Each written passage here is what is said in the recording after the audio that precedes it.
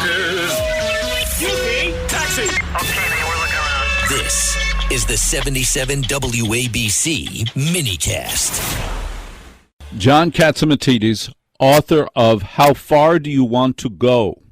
A brilliant book on how to become a billionaire like John Catsimatidis. He is the owner of the Red Apple Audio Networks. He owns a number of radio stations, including WABC in New York, but of particular interest right now, in addition to his latest theories on UFOs, which I will ask him in seconds, John owns the Staten Island Ferry Hawks, a baseball team, the Staten Island Ferry Hawks. This was news to me, just discovered it, saw an ad in the New York Post. I went, whoa. So is this opening day weekend? Great idea. Well, no, next weekend is opening day weekend in Staten Island, and I look forward to it. I was in Staten Island last night, and I got home late, and I slept late. That's why I didn't call you till now. Staten Island is a great place. I'll tell you about Staten Island. They're great people in Staten Island. When I ran for mayor, that was one of the boroughs I won.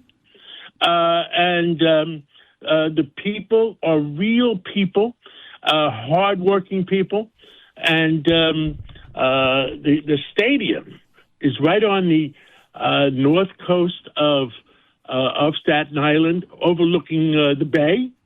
You could see Manhattan, you could see New Jersey, you could see the Statue of Liberty, you could see Brooklyn, and I mean, it's a wow stadium. And you could say, wow, what a view! Right. And the Yankees called me. I'm not the only owner. The Yankees are part owners. I am part owners, and we have another party. Eric Schaefer is part owner. But I took over running it this year. Well, when the Yankees called me about 4 years ago, that's a and good they said, day. we want you to be our partner in a minor league team. Who says no to the Yankees? Well, no, you had to take that call right away. Now, what have you learned about owning a baseball team that you didn't expect? What's a little better about it, and what's a little harder than you expected? Well, I love baseball. Yep. I grew up with baseball, and I remember when my grandfather took me to my first baseball game at Yankee Stadium, and we were in the nosebleeding seats all the way up there someplace. But my grandfather didn't have a lot of money, but the first thing I noticed, when I grew up in Harlem on 135th Street, how green the grass in the stadium was, and I was just I was amazed. This kid from Harlem, my God, look how green that is. And I love baseball, and I think it's America's sport. And when I had the opportunity to be partners with the Yankees in addition, I said, what the heck? I mean, let's do it. And we're going to have a grand opening next weekend. It starts Friday night. But I'm not going to be there Friday night. I'm going to be there on Saturday for the grand opening. And I'll tell you why I'm not going to be there Friday night. Sir? I went to Brooklyn Tech High School, one of the best high schools in New York City. The best. The fact is, we're having our class reunion, and I am hosting a party in the city for my old graduate friends, and some of them we haven't seen in 10 or 20 years. Right. You know what it's all about? Friendship. New York is the greatest city in the world. Yep. It's always been good to me and my family. And we're working very hard to make sure we keep New York, New York. The Staten Island Ferry Hawks, technical question, do you and your partners own the stadium, the land, or just the team? We own the team, and the stadium was built by Rudy Giuliani when he was mayor of the city of New York about 35 years ago. And the stadium is owned by the city of New York. and we have a lease, a long-term lease, look, we work well with them because that's an important part of our city. It's right. Look, it's a great thing. It's fun. Baseball is fun. It's part of the American dream. Absolutely, it is fun. It's terrific. And I had a caller a couple nights ago complimenting you for the fact that you're holding open tryouts. Nobody has open tryouts. Congratulations. How is that going? Well, it's going pretty well here. I don't run the team day to day. Smart. I oversee it, and it's run by two good guys, Gary Perrone, he's our general manager, and Steve Gilner, and he is a chief operating officer. And they're longtime baseball people, and they do a good job. And the one big change from our previous president is I demand better food. Absolutely. Basically, Eric weighed like 100 pounds because he was, he wasn't the biggest food guy in the world, and me, I'm overweight. So I demand better food. You demand better food, and do you by any chance source the food? Does that happen to come from Gristini's or D'Agostino's? No, it's being sourced by the Yankees own part of it, the company called Legends. Right. So I think it's owned by the Yankees and I think the Texas Rangers Legends.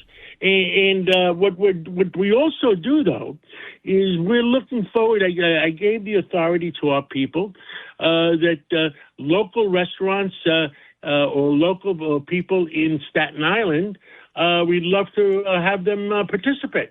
Absolutely. John Catsimatidis, now you also are an expert on UFOs, and there's been a tremendous amount of... I'm a little bit of an expert in everything, which is, I don't know, I scratch my head sometimes.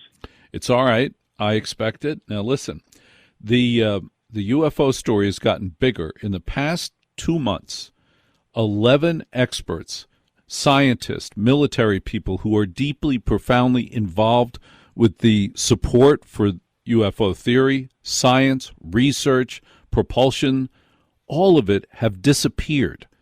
Some of them have been found dead. Others have.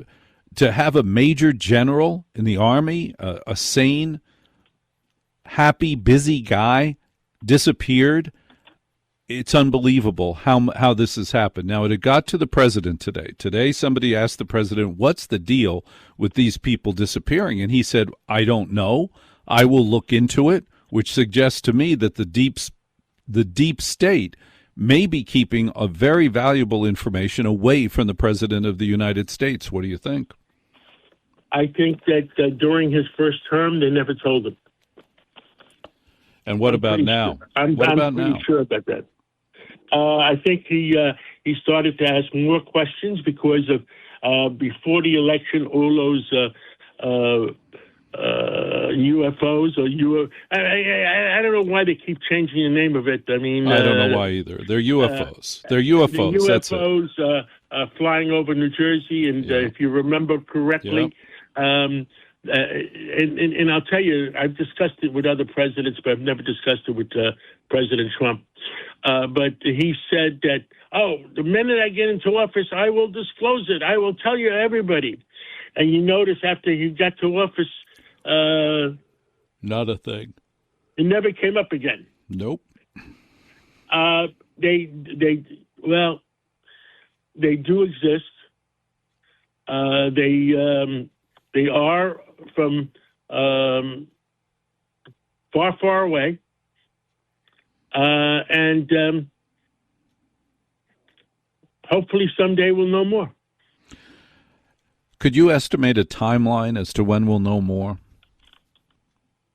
That is a very, very difficult situation. There's a group in our government, and it was formed during the Truman Eisenhower administration. that acts on a need-to-know basis, and the rumor is, and I say it that way, the rumor is that Kennedy, John F. Kennedy was pushing it, and that was a contributory factor to what happened to John F. Kennedy. I believe that.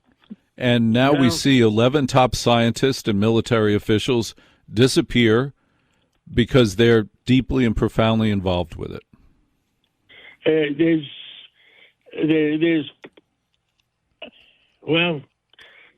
There's a group in our government that will not let it go. They don't want it out. Why don't they want it out? Specific reasons, I don't know.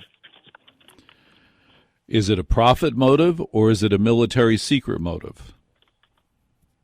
I don't know if it's profit. I don't think it has nothing to do with profit. How did it go in the movies? Clint Eastwood, you can't take the truth. Right. Jack Nicholson, you couldn't handle the truth. I believe that too. John Catsimatidis, the author of How Far Do You Want to Go? A great book if you want to be rich.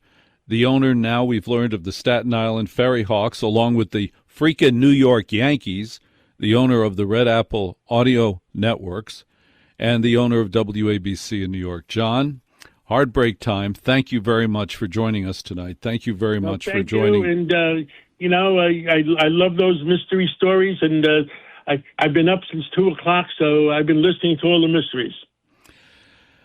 They are, they're very popular. People love the mysteries, and I appreciate the guidance, and I appreciate the opportunity to work with you at this great company. Thanks very much, John. Take care.